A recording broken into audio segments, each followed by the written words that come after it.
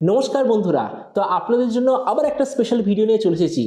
রিয়েলমির একটা নতুন smartphone obviously চায়নাতে লঞ্চ হয়েছে, কিন্তু বলেছে যে এই স্মার্টফোনটা ইন্ডিয়া, বাংলাদেশ বা বাকি মার্কেটে খুব তাড়াতাড়ি আসতে চলেছে। ফোনটার অরিজিনালি চায়নাতে নাম হলো রিয়েলমি V60 Pro, কিন্তু যখন এটা এইসব জায়গায় লঞ্চ হবে নাম হয়ে যাবে রিয়েলমি C75 5G। তো এই জন্য এই ভিডিওতে আমি রিয়েলমি C75 5G সম্বন্ধে A to Z সব কিছু ডিসকাশন করবো, আর এটাও দেখবো যে প্রাইস পয়েন্টে আসছে তো সেই প্রাইস পয়েন্টে সবচেয়ে বেস্ট অলরাউন্ড ডিভাইস হবে কি হবে না, এই ভিডিওতে আমরা এটা সম্বন্ধে আলোচনা করব।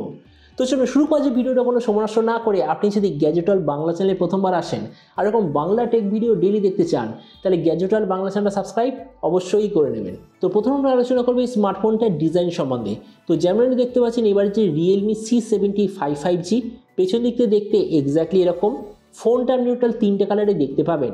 এর থিকনেস হলো 7.99 মিলিমিটার আর ওয়েট 197 গ্রাম।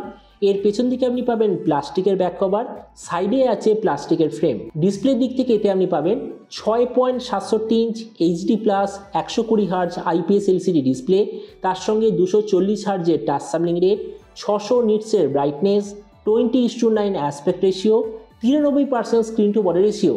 আর ডিসপ্লের যে প্রোটেকশন সেটা হলো পান্ডা গ্লাসের ডিসপ্লে প্রোটেকশন। তার মানে সোজা কথা বলতে গেলে যে প্রাইস পয়েন্টে লঞ্চ হচ্ছে সেই হিসেবে ডিসপ্লেটা ঠিকঠাক আছে। প্রসেসরের দিক থেকে এতে আপনি পাবেন Dimensity 6300 5G প্রসেসর। ক্যামেরার দিক থেকে এতে আপনি পাবেন 50 আর একটা AI সেন্সার রিয়ার সাইডে, যার সঙ্গে আছে 8 মেগাপিক্সেলের সেলফি। এই যে স্মার্টফোনটা যখন ইন্ডিয়া, বাংলাদেশ এখানে লঞ্চ হবে অনেক ধরনের র্যাম আর স্টোরেজ অপশনে লঞ্চ হবে, কিন্তু চায়নাতে লঞ্চ হয়েছে টোটাল দুটো ভেরিয়েন্টে। একটা হলো 12 256 GB, দ্বিতীয়টা 12 512 GB। এর র্যামের কোয়ালিটিটা হলো LPDDR4X, মেমোরিতে আছে UFS 2.2 যেটার সঙ্গে হাইব্রিড কাস্টরের অপশান। ব্যাটারিতে আছে 5600 mAh ব্যাটারি, সঙ্গে 45 ওয়াটের চার্জার, আর কানেক্টিভিটি হলো USB Type-C। তো এবার এই স্মার্টফোনের বাকি কিছু ফিচার বলতে গেলে এতে আপনি পাবেন Android 14 out of the box, 3.5mm jack, single speaker, side mounted fingerprint sensor, আর IP68, IP69 আর মিলিটারি গ্রেড সার্টিফিকেশন, মানে যেটাকে আমরা বলি MIL STD 810H এর সার্টিফিকেশন আপনি পেয়ে যাবেন। আর এর ওএস আপডেট সাইকেলের দিক থেকে বলতে গেলে এতে থাকবে 2 বছরের মেজর ওএস আপডেট আর 3 বছরের সিকিউরিটি আপডেট। তো এবার সবচেয়ে মেন জিনিস কি দামে লঞ্চ হবে, দেখুন এটাই সবচেয়ে ট্রিকি পার্ট। এই স্মার্টফোনটা চায়নাতে লঞ্চ হয়েছে 1500 ইউয়ানে। তার মানে ধরুন ইন্ডিয়ার মার্কেটে প্রাইস হওয়ার কথা, মানে এটা যে 12GB ভেরিয়েন্ট একমাত্র ওটাতেই লঞ্চ হয়েছে, ওটার প্রাইস ইন্ডিয়ার মার্কেটে হওয়ার কথা ধরে নিন প্রায় 22,000-এর আশেপাশে।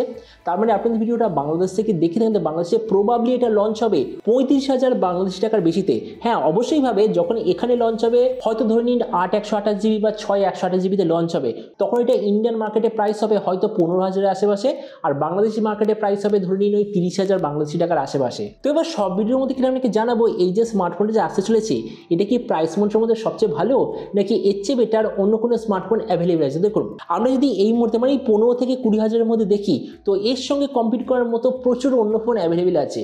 তো আমরা যদি সবকটা ফোনের সঙ্গে কম্পেয়ার করি, প্রথমত ডিসপ্লে, এই দিক থেকে আমি বলবো সব থেকে বেকার।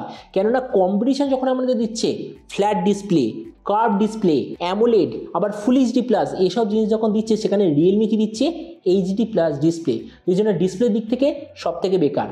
প্রসেসর কম্পিটিশন কি দিচ্ছে Dimensity 7200, Dimensity 7300 এই লেভেলের প্রসেসর, সেখানে এরা কি দিচ্ছে Dimensity 6300, মানে অনেক বেকার কোয়ালিটির প্রসেসর, তো এই জন্য এই দিক থেকেও ডাউন রেট। ক্যামেরা এখানে কম্পিটিশন কি দিচ্ছে 50, 8 বা 2 এর রিয়ার, 16 সেলফি কম্পালসারি, তার সঙ্গে কেউ আবার আপনাকে OISও দেবে, কিন্তু এরাকে দিচ্ছে 50 আর একটা AI সেন্সার, ফ্রন্টে আছে 8 মেগাপিক্সেলের সেলফি, তো এই জন্য ক্যামেরার দিক থেকেও সব থেকে বেকার।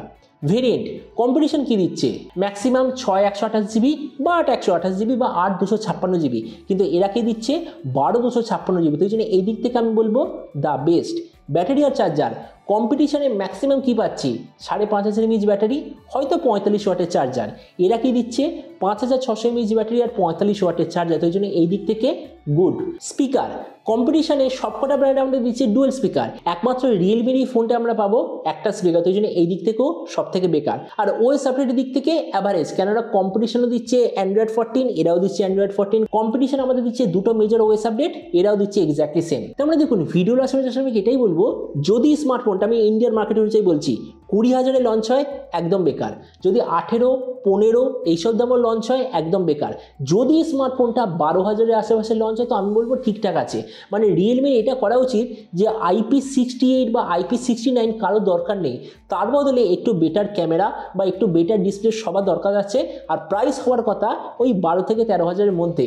যদি এটা হয় তবেই হবে ফোনটা ভালো, নাহলে আমার মতে মনে হয় না 15 থেকে 20,000 টাকার মধ্যে শুধুমাত্র IP68 রেটিংয়ের জন্য একটা HD+ ডিসপ্লেওয়ালা স্মার্টফোন কেউ নিতে চাইবে, তাও রিয়েলমির তরফ থেকে। তো এবার আপনি ইচ্ছে করার সময় অবশ্যই নামেন এই যে রিয়েলমির তরফ থেকে নতুন ফোনটা যে আসতে চলেছে, তো আপনি কি এই দামে এটা নিতে চান নাকি অন্য কোনো স্মার্টফোন আপনি চুজ করতে চান? এটার সম্বন্ধে নিচে কথা বলতে আমাকে একদমই ভুলবেন না। তো চলুন দেখা হবে আগামীকাল একটা টেক ভিডিওতে। Till then stay tuned, always remember, think positive, be positive. Thank you.